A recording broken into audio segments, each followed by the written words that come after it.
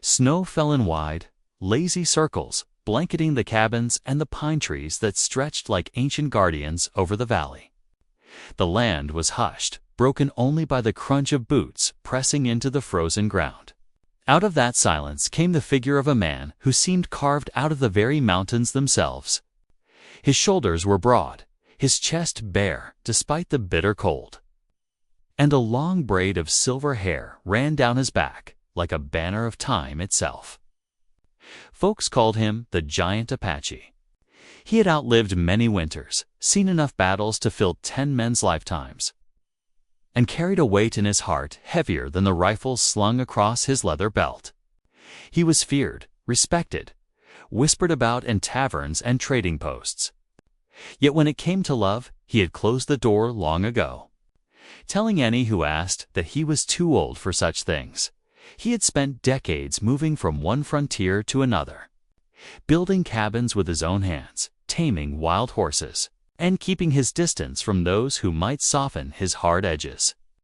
His people once sang of him as a warrior, and later as a protector of settlers in lonely valleys. But even those songs had faded into memory.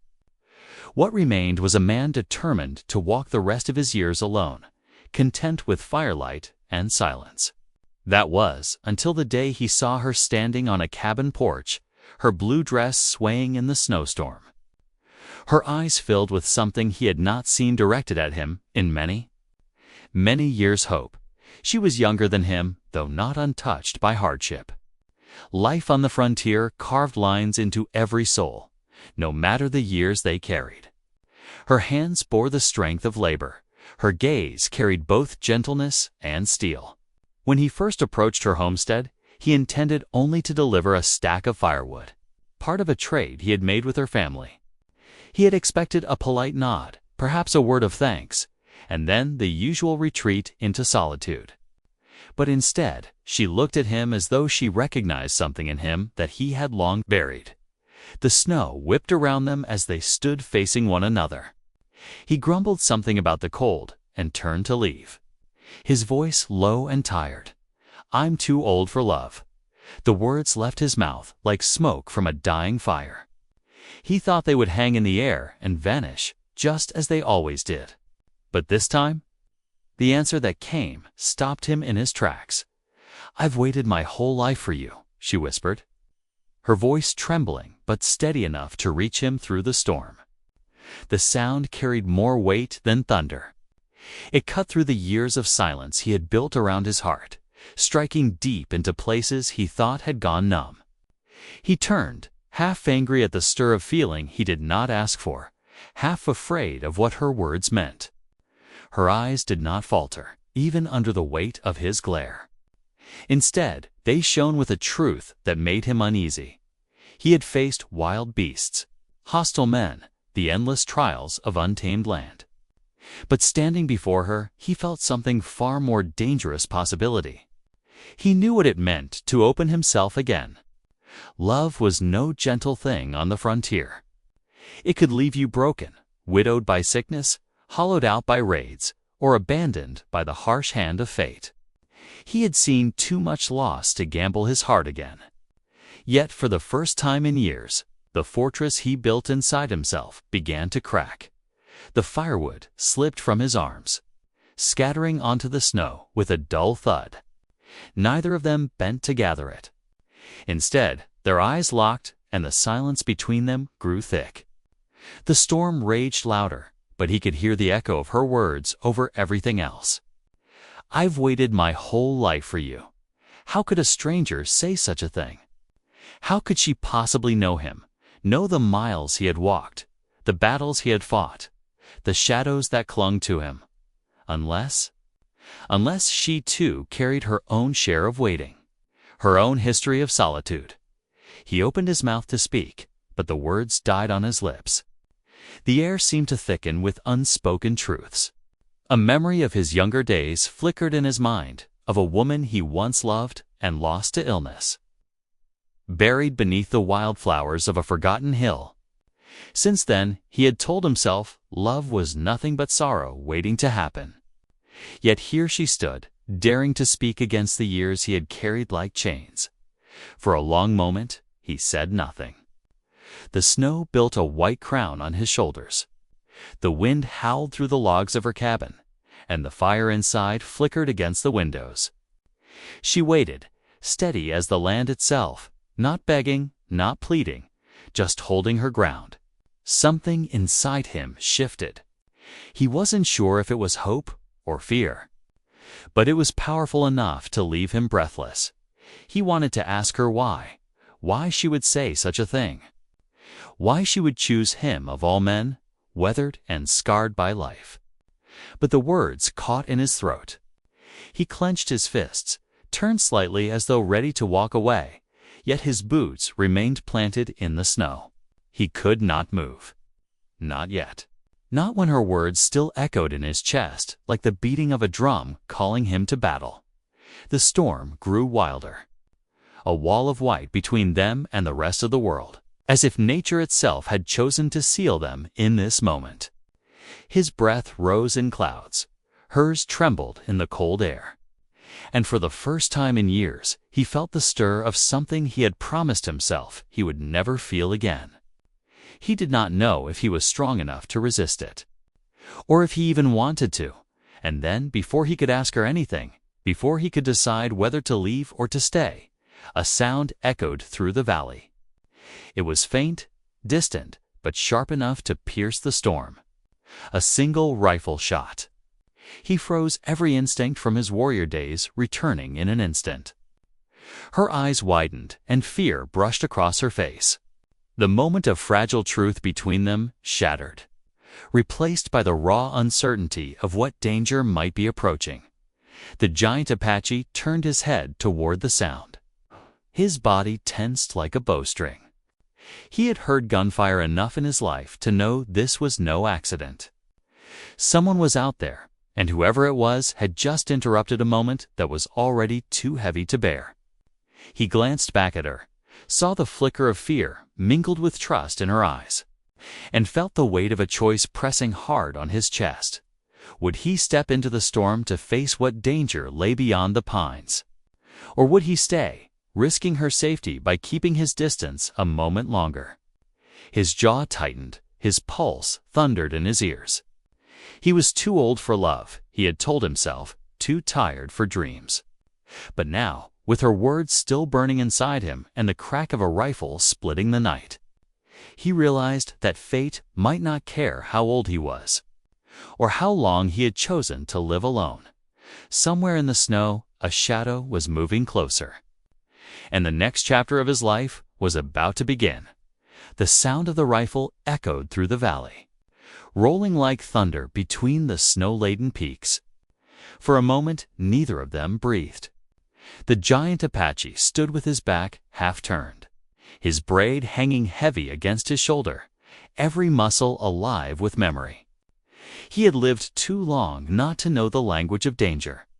A shot meant someone watching, someone close enough to reach them, someone who had just declared their presence.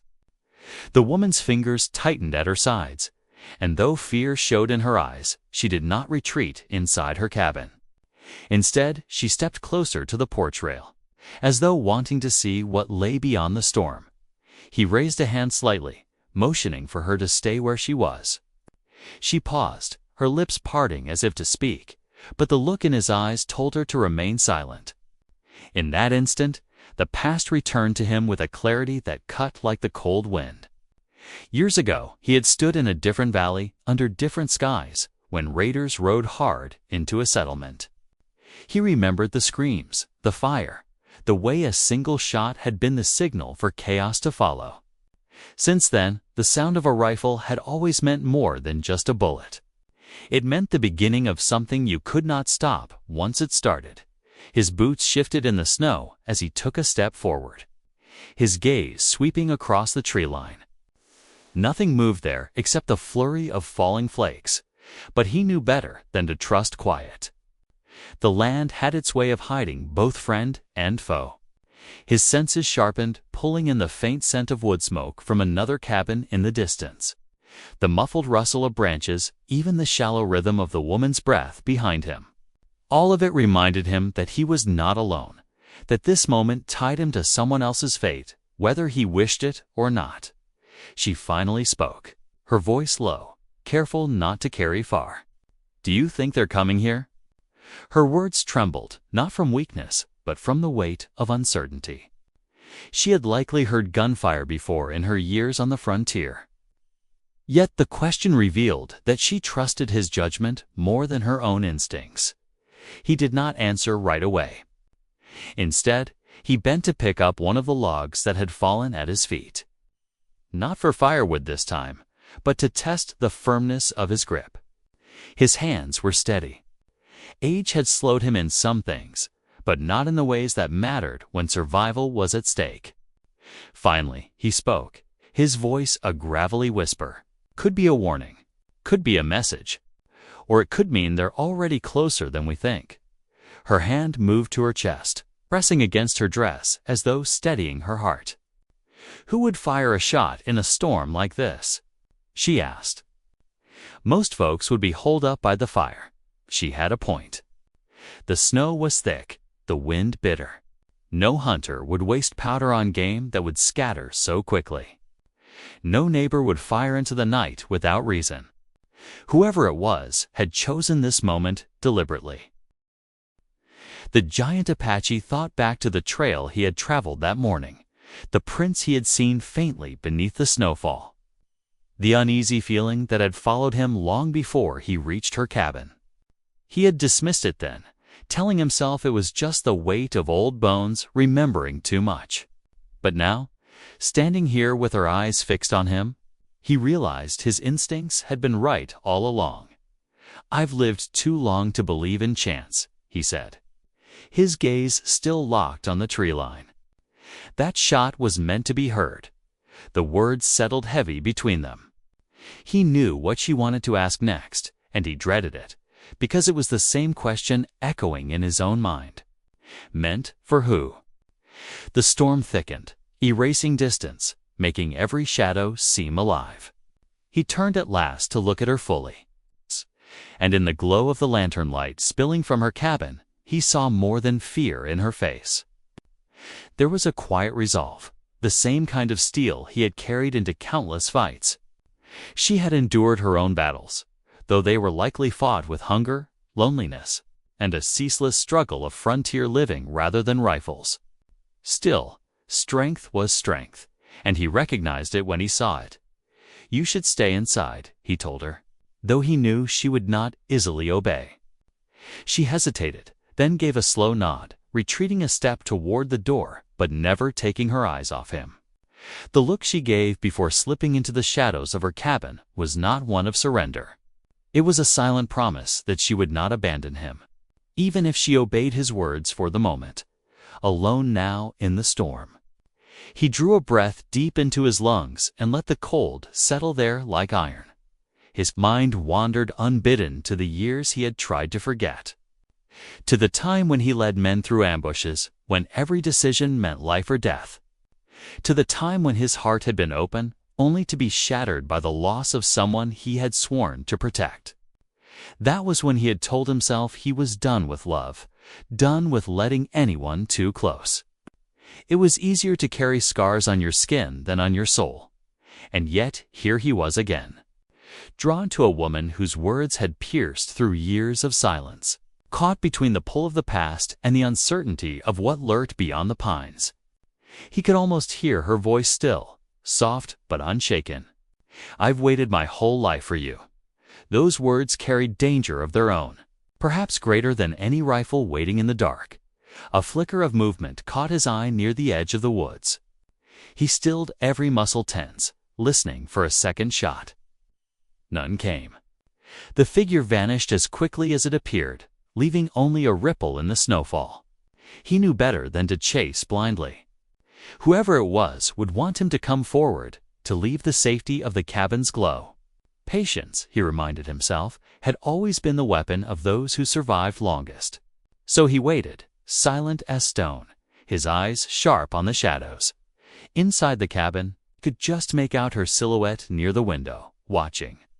He wondered if she understood what kind of storm she had stepped into the moment she spoke those words to him. Fate was never kind on this land. When two lives crossed paths, it often meant more than either of them had bargained for.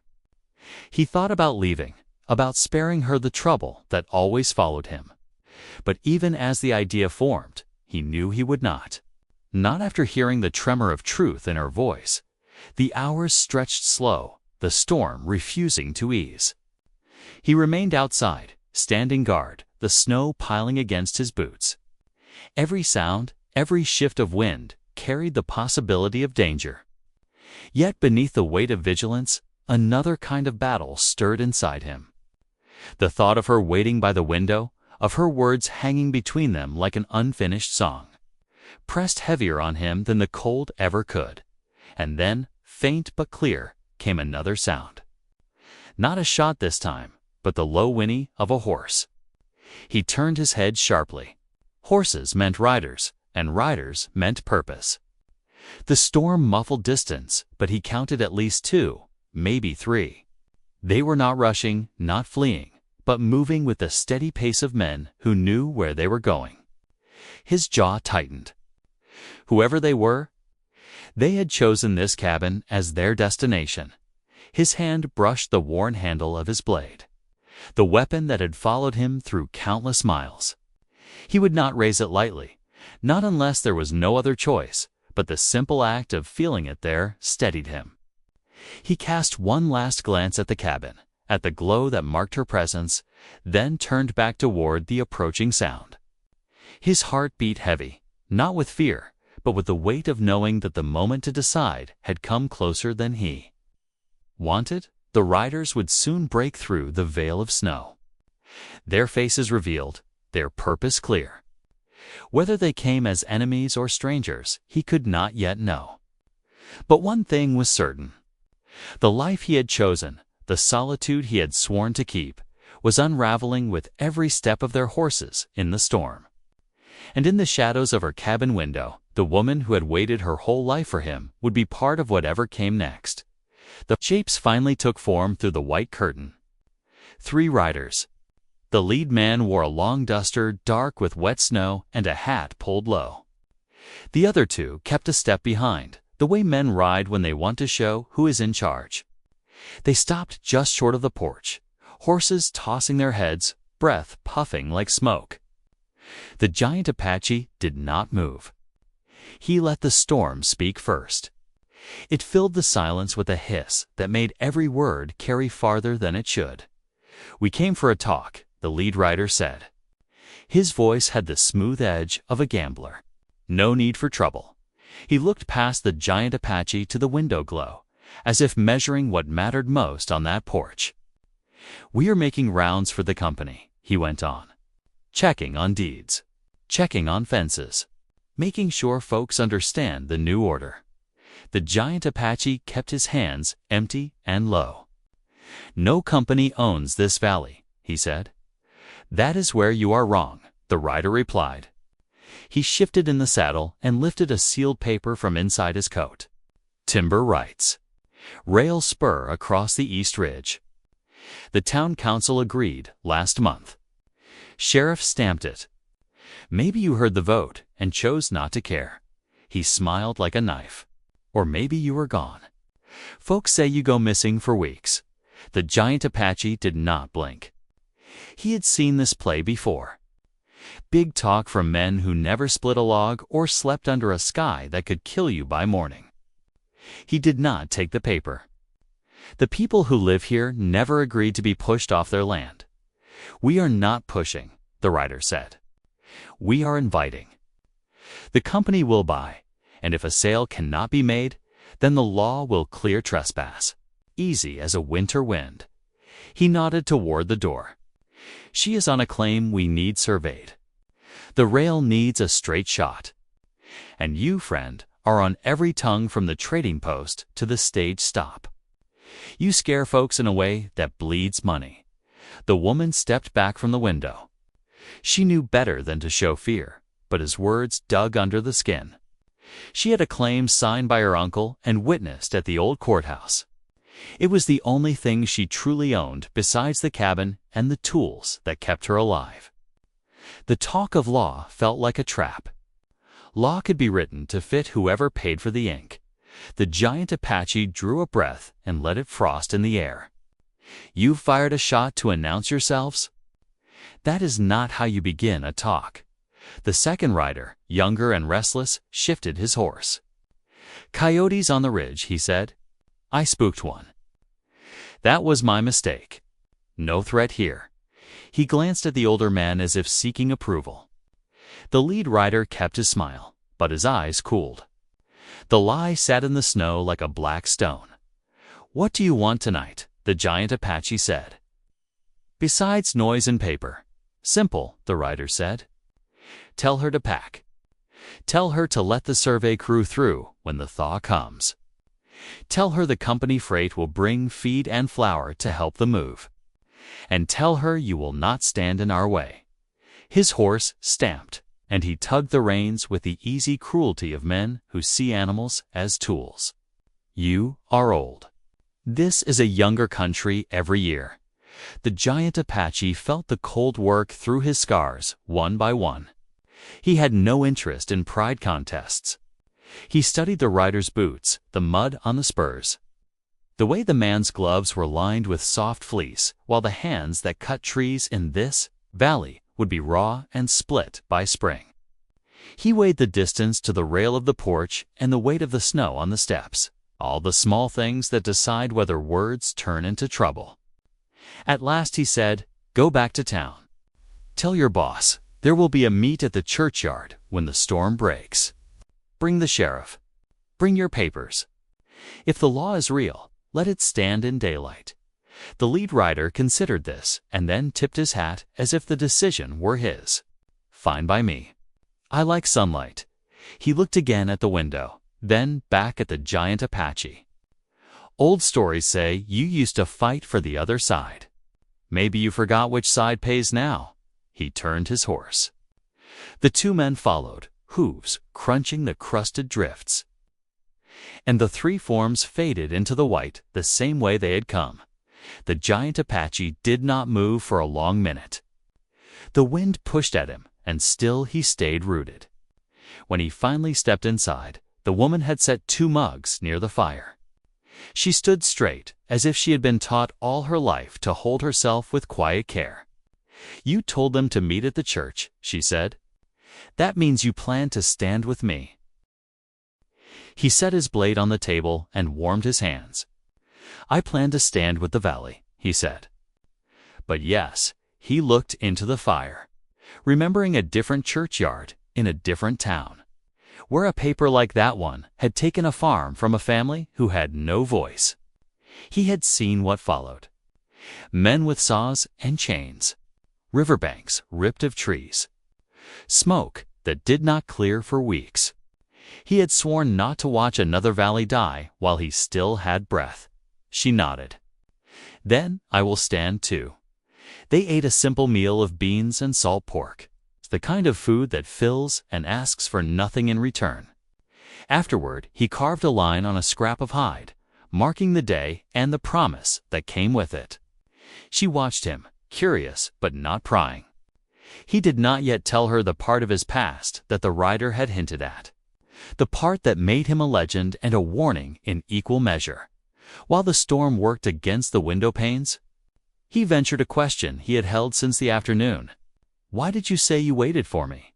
She turned the mug in her hands, her eyes on the flicker of light. "When I was a girl, a group of families tried to cross the high pass late in the season. We were not far from here. Snow came fast. My father left to find help and never made it back. A stranger found our camp, brought us down the mountain, and handed us to a freighter who owed him a debt. He did not give his name. But I remember his braid.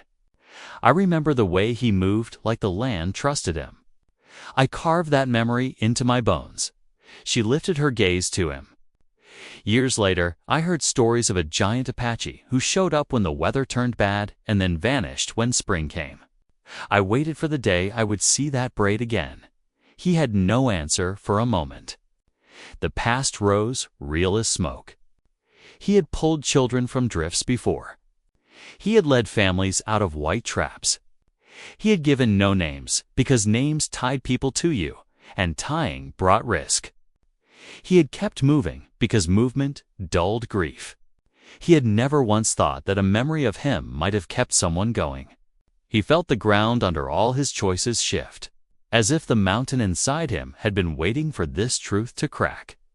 A soft knock at the back door cut through the moment. He was across the room in 3 strides. The woman lifted a hand in warning, but he had already placed his palm against the wood.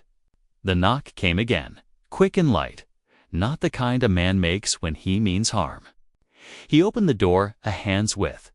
A boy stood there with snow crusted on his shoulders and a cap pulled low over his ears. He could not have been more than 12. "Sir," the boy whispered, shivering. "My ma sent me. The company men came to our place before they rode to yours.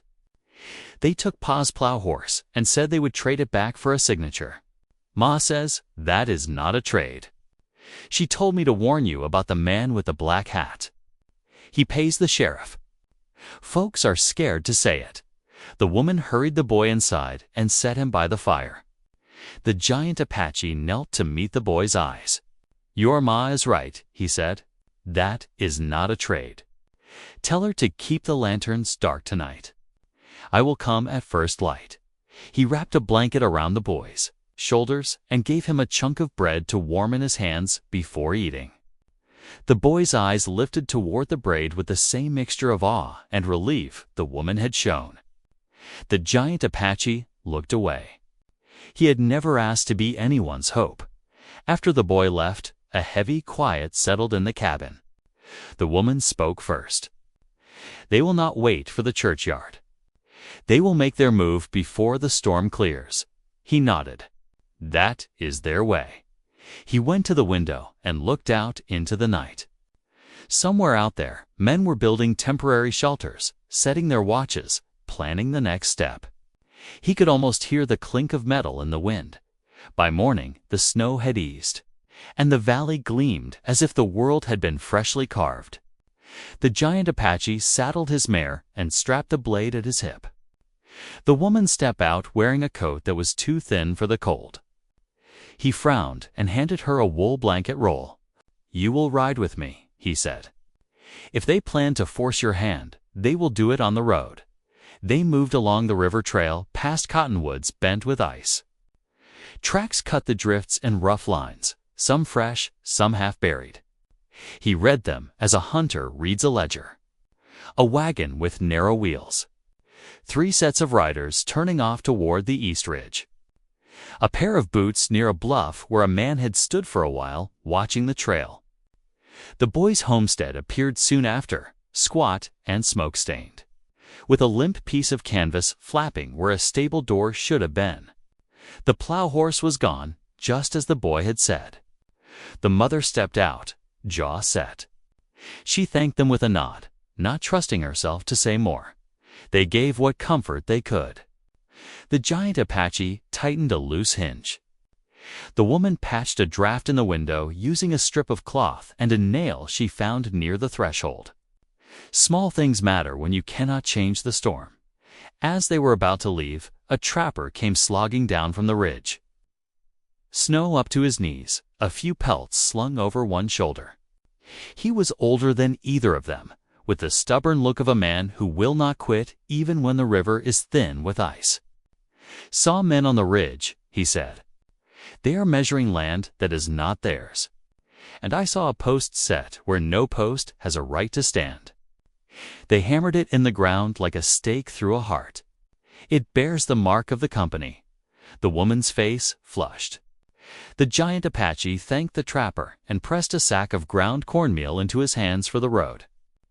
As they rode away, the woman's anger ripened into something clean and sharp. "I will not let them take what my uncle bled to build." He glanced at her. "Anger will keep you warm for a while," he said. "But we will need more than heat. We will need the town." They rode to the trading post, where a few hardy souls gathered even in bad weather. The talk inside coiled like smoke. Some had heard of the sheriff's new badge, paid for by the company. Some whispered that the rail spur was already marked on a map back east. An elder with skin-like tanned bark spoke from a back table. I knew this valley before the cabins. Rivers do not like rails. Trees do not like saws. But men with ledgers always win unless hands come together. He looked up at the giant Apache. Will your hands meet ours? The giant Apache raised his eyes so everyone could hear. I will stand with you, he said. But this will not be a fight of fists. It will be a fight of proof. Bring your deeds. Bring your witness. Bring the preacher to read the old boundaries. If the sheriff refuses to hear, we will take our case to the circuit judge when the stage can run.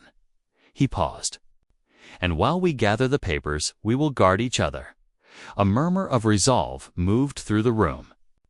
Then the door banged open, and the young rider from the night before stepped inside with snow still in his hair. He did not carry his gun in hand, but his belt hung low as if to remind every man in the room that law had a new face. He saw the giant Apache and stopped. For a heartbeat, something like respect flickered in his expression. Then duty settled over him like a cloak. Sheriff wants you in town hall, he said to the room. All of you. He says there is talk of unrest, and he will hear it before it turns loud. The elder snorted. He wants us where he can count us. The woman glanced at the giant Apache. The young rider caught the look and, for the first time, spoke as if he were more than a voice for hire. My father lost a farm to men like these, he said softly, just loud enough for the giant Apache to hear. I signed on for wages, not for this. But a man still has to eat. What is your name? The giant Apache asked. The rider touched his hat brim. Folks call me Clay. Clay, the giant Apache said, a man does have to eat. He also has to sleep with his own soul. He stepped past him into the wind. Clay did not stop him. The town hall sat near the church, a squat building with a bell that only rang for fires and votes. The sheriff stood on the steps with the company foreman at his side. Papers waited on a table. 2 deputies kept watch near the door, hands loose, eyes not so loose. The foreman wore a black hat and a grin that said he already owned the outcome. We will keep this brief, the sheriff said. But the foreman took the lead. He unrolled a map with clean creases, the kind that never sees dirt. Lines cut the valley as if it were a pastry to be sliced and sold. The woman's cabin sat right on a printed rail spur. The foreman tapped it with his gloved finger. Progress, he said. Think on your children. The giant Apache looked around and saw faces pull tight with worry. He felt the crowd tip toward fear. He raised a hand. Before we think on children, we will think on truth, he said. This map says the council agreed. Where are the minutes? Who voted? Where is the preacher's mark? Where are the signatures of those who live under this bell? The room rustled. The sheriff shifted. The foreman's smile slipped a shade. He reached for his coat pocket where the sealed paper waited. The giant Apache noticed Clay at the edge of the crowd, eyes on the black hat, jaw tight. He also noticed a man with a scar across his cheek moving along the wall toward the back door. Quiet as a weasel. He felt the hairs rise on his neck. This meeting was not only about paper. The company needed a spark to brand the valley as unruly, then call for more badges, then choke resistance with law that wore a price tag. A brawl would give them what they wanted. He eased his stance. Ready to break trouble without breaking a single bone if he could. The foreman lifted the sealed paper like a scripture. Here is the sheriff's stamp, he said. Here is the council. Here is your future. He began to read, and the crowd leaned in against their own mistrust. Outside, the bell rope stirred where there was no wind. The giant Apache's eyes tracked the scarred man drifting toward the rear window. He saw a flash of metal beneath the man's coat, the long, lean shape of something more than a knife. The woman felt it too. She touched the giant Apache's sleeve, and he gave her a glance that meant, "Stay near." Clay noticed their look and turned his head toward the back, just as the scarred man reached the window frame and set his hand there. The room held its breath. Papers rustled, voices droned, but it all sounded dull, as if wrapped in cloth. At that instant, a shadow moved across the glass outside. Someone lay on the roof of the low shed behind the hall. A rifle barrel slid forward across the sill, slow and patient, pointing not at the foreman or the sheriff, but at the only man in the room who was not owned by either paper or coin. The giant Apache did not yet move. His eyes met the woman's, and in that glance was a promise and a warning both. The scarred man looked up from the window and smiled with one corner of his mouth. The rifle found its line. The bell above the door gave a single dull clank that no wind could make. Then the world narrowed to a straight piece of iron and a heartbeat that refused to slow. The room seemed to slow, every breath drawn out as if the air itself had thickened. The foreman kept reading from the paper in his hand, his voice smooth and sure, but nobody was listening anymore. The crowd's eyes darted, restless, searching, sensing something off. The woman's hand stayed on the giant Apache's arm, steady, but her pulse raced against his sleeve. He did not look at her. His gaze was locked on the rifle barrel sliding through the back window like a serpent of iron. The scarred man's grin widened, as if he alone knew how this meeting was meant to end. He tilted his head in the smallest motion, a signal to the man outside holding the gun. The giant Apache caught it. He shifted his weight, boots firm on the floorboards, shoulders loose, but ready.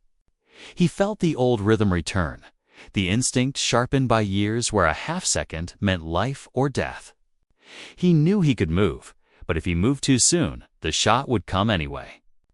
He had to wait until the intent hardened into action. Every nerve in his body screamed for patience. The bell gave another hollow clank. The scarred man's eyes flicked to the rope. That was the sign. The barrel steadied, lined up on the giant Apache's chest. A bead of cold sweat slid down his spine under the weight of that dark eye of steel. He heard the woman's breath catch, heard the shuffle of boots as Clay stepped forward without knowing why, drawn by the same sense of dread. The foreman droned on about signatures, trying to drown the tension in words. But even he must have felt the crowd's attention slipping from his grasp. Then came a sound sharper than the storm outside. A board creaked at the back of the hall. The scarred man's smile faltered. Someone else was moving in the shadows, unseen until now. The giant Apache's eyes darted for a flash of shape. And in that instant, he realized there were more pieces in play than he had counted. It was not only the riflemen outside. The company had stacked the deck with hidden hands. This was not a simple meeting. This was a trap built to explode. The rifle barrel wavered just slightly as the man outside adjusted his aim. The giant Apache tensed, ready to lunge, when Clay's voice cut through the silence, low but carrying. "Sheriff," he said, "there is something wrong here."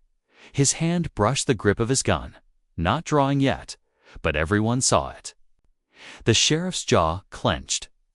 He looked from Clay to the foreman, then to the crowd that was beginning to mutter, and in that heartbeat the balance shifted.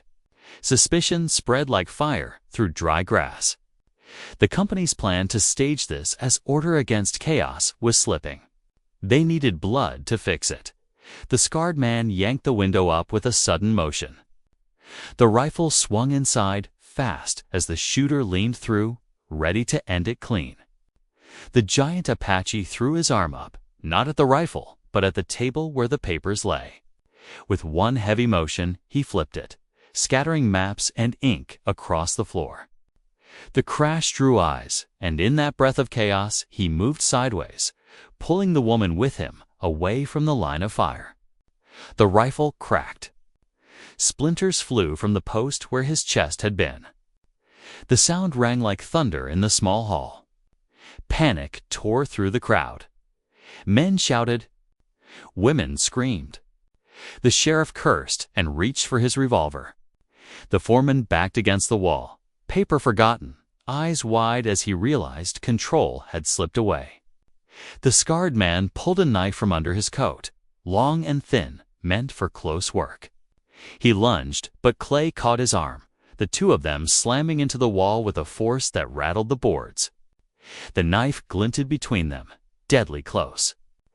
Clay gritted his teeth, struggling, his youth straining against the scarred man's wiry strength. No one knew yet which way it would go. The giant Apache shoved the woman behind the stove at the corner of the hall, then turned back into the storm of motion. The rifleman outside reloaded, fumbling to ram another cartridge. The barrel pushed back through the window, hunting for its target. The giant Apache grabbed a chair and hurled it across the room. It struck the frame, knocking the rifle aside just as the second shot fired, blasting a hole into the ceiling. Dust and smoke showered down. The crowd surged, half pushing toward the door, half frozen in place, torn between fear and rage. The sheriff fired into the air, the crack echoing. "Hold it," he bellowed. But his voice was drowned by the roar of the storm and the cries inside the hall. His badge looked suddenly thin against the tide building in that room. Men who had lost land, women who had lost kin, families who had carried grief to long anger boiled in them, ready to break. The company had planned to show them as lawless. Now the people were staring at the proof of who brought the violence. The giant Apache stepped into the center, his shadow thrown long by the firelight. He lifted his hand, palm open, calling for calm without words. For a heartbeat, the noise dipped. The crowd waited, torn between fight and flight. Then the scarred man twisted free from Clay and slashed. The blade grazed Clay's sleeve, close enough to cut the cloth. Clay staggered, but he did not fall. His hand closed on the knife wrist again, tighter this time. His jaw set in fury, not just at the scarred man, but at himself for being part of this scheme. The rifleman outside tried again. But this time the woman rose from behind the stove with a length of iron in her hand, the poker from the fire. She swung it with both arms, striking the barrel hard enough to knock it from the window. The rifle dropped into the snow outside. The man cursed and scrambled for it, but the sound of horses stamping told everyone more riders waited beyond the hall. The trap was larger than anyone had thought. The company had not come with 3 men. They had come with an army waiting in the storm. The giant Apache's mind raced. He knew the hall was no fortress. The thin walls would not stop a bullet. The crowd could not scatter into the storm without being picked off one by one. If the people broke apart now, the company would win before sunrise. He needed them together. He needed them to see what they still had strength in each other. He raised his voice, deep and steady, carrying over the storm and the panic. They want us divided. They want us afraid. But this is our valley. Stand now or lose it forever. The words struck like hammer blows. The elder at the back of the room pushed himself upright, eyes fierce despite his age. He lifted his cane like a staff. Others followed, men and women stepping close, forming a wall around the sheriff, the foreman, and the company's allies. The tide of fear began to turn into something harder, something that would not bend easily. The foreman saw it, and his confidence cracked. His black hat dipped as sweat beaded his brow. The sheriff raised his pistol again, but his hand shook. His loyalty wavered under the weight of so many eyes. He had taken coin, but coin meant little if the valley rose against him. His mouth opened, but before he could speak, a horn blew outside. A long, low note. The company riders calling their signal. The siege had begun. The scarred man snarled, driving his shoulder into Clay, trying to break free. Clay held on, both of them crashing into the doorframe. The woman stood beside the giant Apache now, her iron poker still in hand. The boy who had brought the warning peeked from behind the crowd, eyes wide with both terror and awe. He had never seen grown men falter before. He had never seen a valley poised on the edge of battle. Snow blasted against the windows. Shadows moved outside, too many to count. Horses snorted, riders shouting orders. The sound of boots striking frozen ground came closer, steady as a drum. The hall trembled with each beat of the storm. Inside, the people braced, breath held, hearts pounding. The giant Apache tightened his grip on the hilt of his blade, the weight of it grounding him in the chaos. Every scar on his body hummed with memory, every instinct sharpened to a razor's edge. The foreman shouted to the sheriff, "Call them off. Control this rabble," but the sheriff's eyes flicked between the paper in his hand. The crowd around him and the army outside. He had thought himself in charge. Now he saw he was only another pawn. His lips moved, but no words came. His silence was louder than any order. The horn outside sounded again. Shorter this time, followed by the heavy crack of an axe against wood. The back door shuddered. Then once more. Splinters flew with each blow. The scarred man's grin returned as if he welcomed the chaos. Clay drove him hard against the wall, but the knife arm still twisted and slashed inches from his throat. The woman's eyes never left the giant Apache. She knew the moment was coming when all choices would collapse into one. He nodded once, a silent promise. The back door groaned, the bar across it straining. The front windows rattled in their frames. The crowd pressed together, torn between fear and fury. The giant Apache stood tall in the center, a mountain unbroken. But even he felt the weight of what was about to crash through those walls. The storm outside had nothing on the storm waiting to burst inside. The valley's fate balanced on a knife's edge, and the next heartbeat would decide whether it would stand free or fall into silence. The door shuddered one last time. Then split, wood breaking under the force of the riders outside. Snow burst into the hall as the bar gave way, cold winds sweeping through the crowded room. The crowd gasped, children clung to their mothers, men pulled loved ones behind them. The scarred man wrenched free from Clay with a sudden twist, knife raised high, his eyes blazing with triumph. But before he could strike, the giant Apache stepped forward, catching his wrist in one swift motion. The old strength surged through him like fire, and the knife clattered to the floor. The scarred man staggered, choking on his own rage as the people closed around him. The riders burst through the broken door, their rifles lifted, eyes hard with the promise of violence. For a heartbeat, it seemed the hall would drown in blood. Then the sheriff stepped into their path. His pistol was still in his hand, but now it pointed not at the people, not at the giant Apache, but at the riders he had once called allies.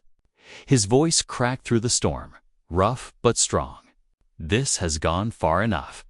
He glanced at the foreman, whose face had turned pale as parchment. "You lied. You brought weapons into a meeting. You broke the law." The sheriff's shoulders shook, the weight of guilt heavy, but his badge glinted in the firelight as he raised it for all to see. "This valley is under my watch. No more blood." The riders faltered. They had expected an easy show of force, but now the sheriff himself stood in their way. The crowd surged forward, voices rising, no longer panicked, but burning with unity. The woman stood beside the giant Apache, her iron poker still in hand, her eyes unyielding.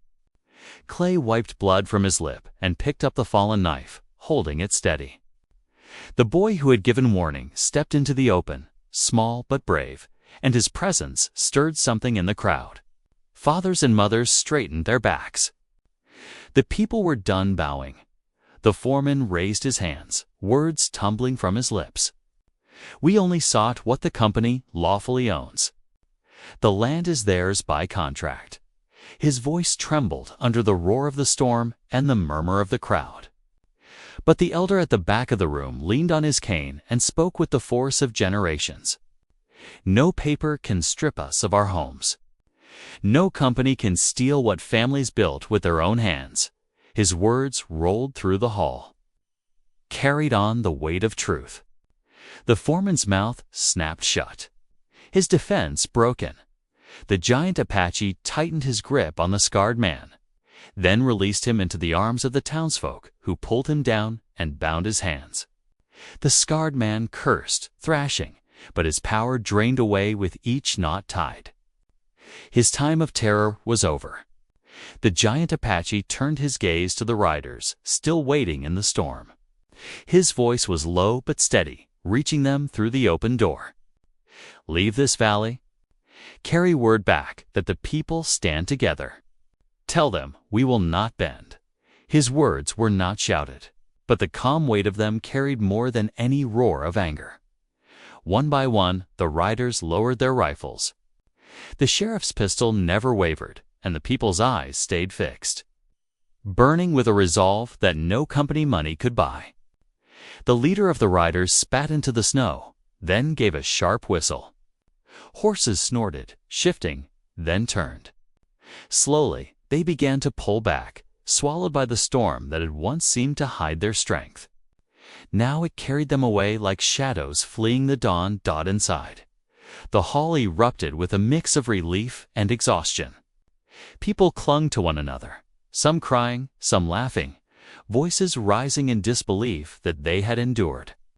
Clay slumped against the wall, breathing hard, but a small grin cracked his face. The woman stepped closer to the giant Apache, her hand finding his. For a long moment, silence stretched between them, filled only by the storm outside. Then she whispered, "You stood for them. You stood for me." Her eyes shone not with fear now, but with a deep, unshaken trust. The sheriff lowered his pistol, his hand trembling. He looked at the floor, shame heavy in his eyes. "I took their coin," he admitted, his voice raw. "I thought it was the only way to hold peace. But I see now it was only chains." He placed his badge on the table, no longer claiming authority he had betrayed. Yet the people did not spit at him. They saw his turn when it mattered, the moment when he chose justice. An elder woman stepped forward, laying her hand on his shoulder. "A man is not measured by never failing," she said softly. "He is measured by what he does when he sees the truth." The sheriff's eyes filled, and for the first time that night, his back straightened with something close to honor. The boy who had sounded the warning slipped forward, eyes wide as he looked up at the giant Apache. "I thought you were too old," he said with innocent bluntness. "But you're not." The giant Apache chuckled, the sound low and warm, easing some of the weight in the hall.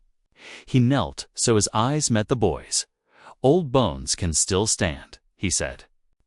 "But it is your voice, boy, that saved us tonight. Remember that?" The boy nodded, pride lighting his face, and his mother drew him close with tears in her eyes. The storm raged through the night, but the valley had already changed. In the days that followed, the company tried once more through letters and threats, but their hold was broken. Without the sheriff's loyalty and without the people's fear, their power dwindled. The scarred man was taken away in chains, and the foreman left under guard, his promises of contracts worth less than the paper they were written on. The valley stood, scarred but unbroken. The woman's cabin became a gathering place, warm with fire and filled with voices planning for the future. Clay took on the role of speaking for the younger men, his fire tempered by the lessons of that night. The boy ran errands for the families, proud to help, no longer small in the eyes of those around him. And the sheriff, though no longer wearing a badge, worked alongside the people to repair what had been broken, his penitent hands proving his change, As for the giant Apache, he stayed where he had long stood, a figure both of solitude and strength. Yet something had shifted in him as well. The woman remained at his side, her presence no longer a whisper at the edge of his life, but a steady warmth. She had waited, and in the waiting she had found the moment when his heart opened at last. In her he saw not only love, but the proof that even the hardest soil can grow something. New when given time and care, when the snow melted and spring came. The valley's fields greened again, stronger for having endured the storm. The people worked side by side, the sound of hammers and laughter ringing through the air. They no longer whispered of fear when they spoke the company's name. Instead, they spoke of unity, of land protected, of families safe. The valley had faced the test and learned that its strength did not lie in one man. Not even in the giant Apache, but in all of them standing together.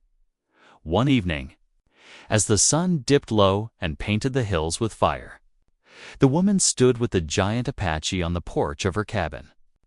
She leaned against him, her head resting lightly on his shoulder. The silence was not heavy anymore. It was gentle, filled with peace, hard-won. He looked out at the valley, at the children running, at Clay laughing with others, at the sheriff carrying lumber to mend a roof. The sight filled him with something deeper than pride. It was belonging. "I used to think I was too old for love," he said quietly. His voice was rough, but steady. The woman smiled, her hand tightening around his. "And I told you," she whispered, "I have waited my whole life for you." The words no longer carried desperation. They carried truth, simple and sure. He turned to her then, not as a warrior, not as a leader, but as a man who had found home at last. The valley rested. Safer now, though the world beyond still carried its storms. But in that place, under that sky, the people knew they could endure whatever came. They had faced the company, the rifles, the lies, and they had stood unbroken. The giant Apache knew he had found not just peace, but purpose, and in the woman's steady presence. He knew he had found love, not in youth or haste, but in the strength of waiting. The story of that night would be told for years, whispered around fires and spoken on porches, not as legend, but as memory. Children would grow hearing how the people of the valley stood together, how the scarred man was defeated, how the sheriff found his honor, how the foreman's contracts turned to dust, and how the giant Apache discovered he was never too old for love.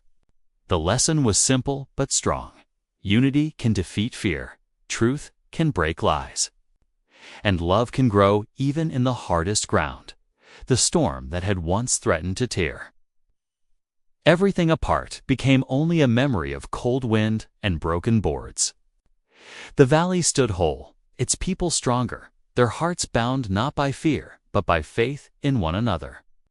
And when the night grew quiet and the stars came out, the giant Apache and the woman sat together, their hands joined, knowing that after all the years of waiting, their lives had finally found their place in the story of the valley.